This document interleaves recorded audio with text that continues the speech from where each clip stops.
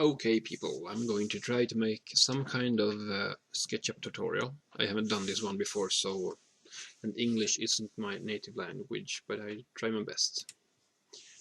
I'm going to mock off a model that I have in my head, so all of the dimensions and everything is just for demonstration purpose only. I don't have an actual plan on the side of the computer, I'm just going to freehand it.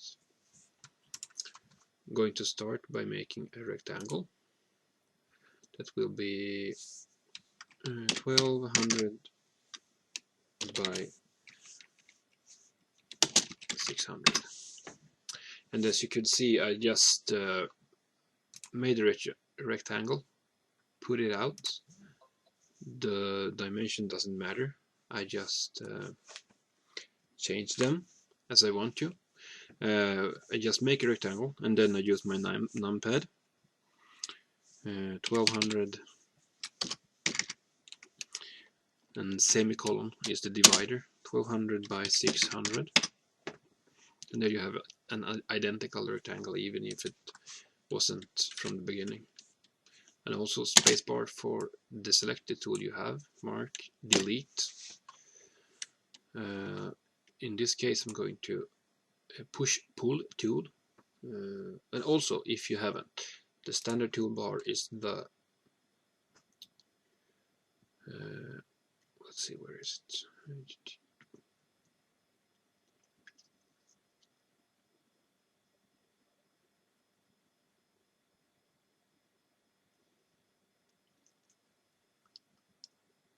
Toolbars. And I always use the large tool set. When you start SketchUp you will have the standard, which has a very inferior number of tools, or there is some more tools, but if you use the large tool set you don't need to use all of these shortcuts in the toolbar. So I just use the floating toolbar, and of course if you want to you can glue it to an edge, but I don't want to. I prefer to have it loose, so I can move it depending on where my marker is.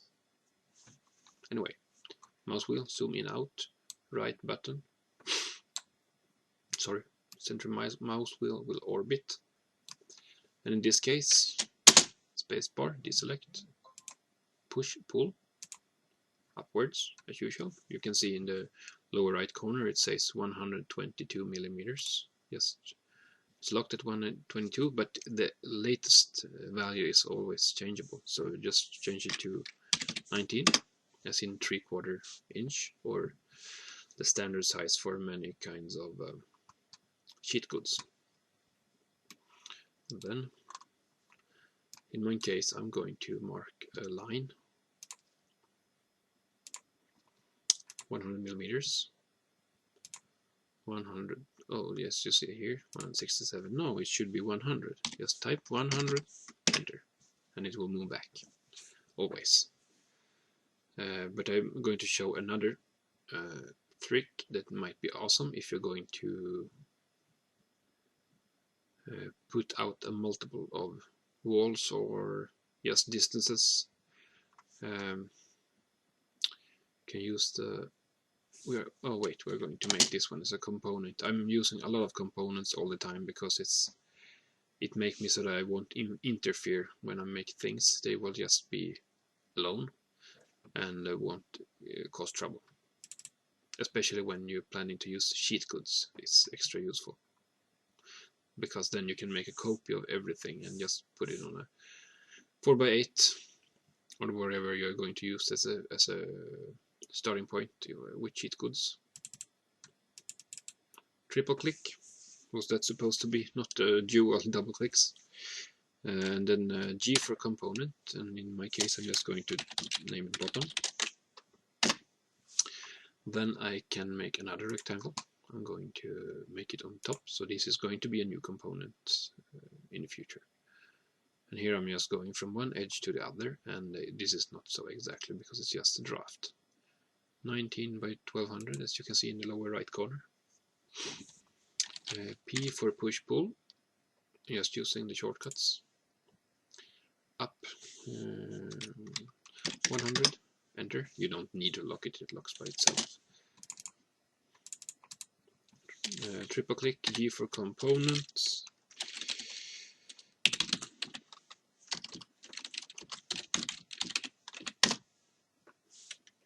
And now a very interesting thing, if you press M for move, it's that one, take any corner, and in my case I'm going to move this one over here, and I want it to stuck to the inside. Oh, sorry, I'm even making this one wrong. This one should be on the outside, and then I'm going to take the corner on the other side, move it, but anytime when I move anything, you can press Ctrl, and it will make a copy of that exact thing, like that. And now, I don't think this is going to be enough of a support. Then you can use the divider or multiplier.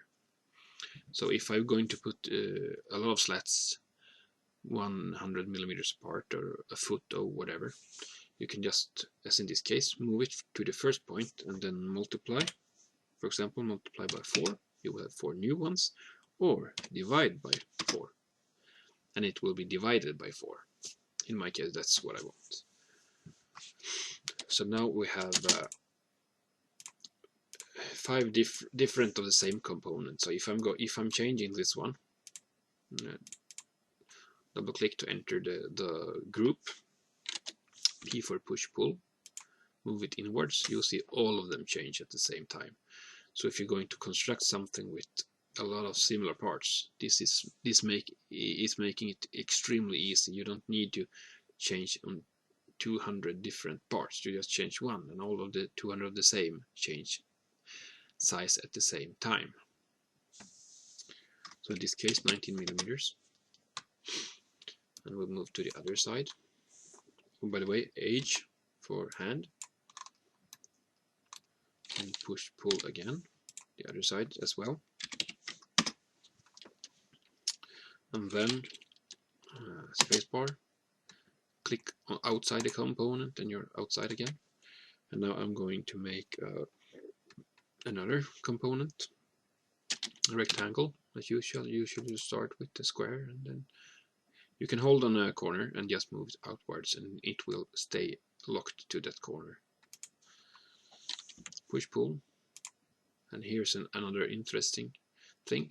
Just you can go however high you want to, but if you want to get it at the same height as something else, just put it on it and it will lock. Triple click, G for component,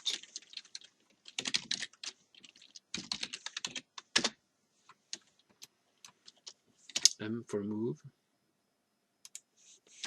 Control for copy. And here's another thing, if you want to, you can use hand to move wherever you want to, middle mouse to orbit, and then once you press M for move again, it will remember what you were doing.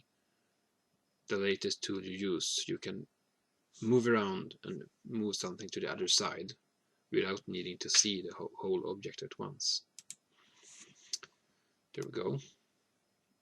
And now we're going to make another one of those ones.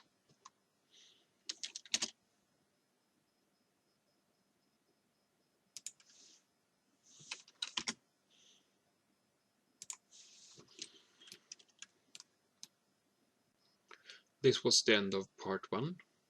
Thank you for staying with me.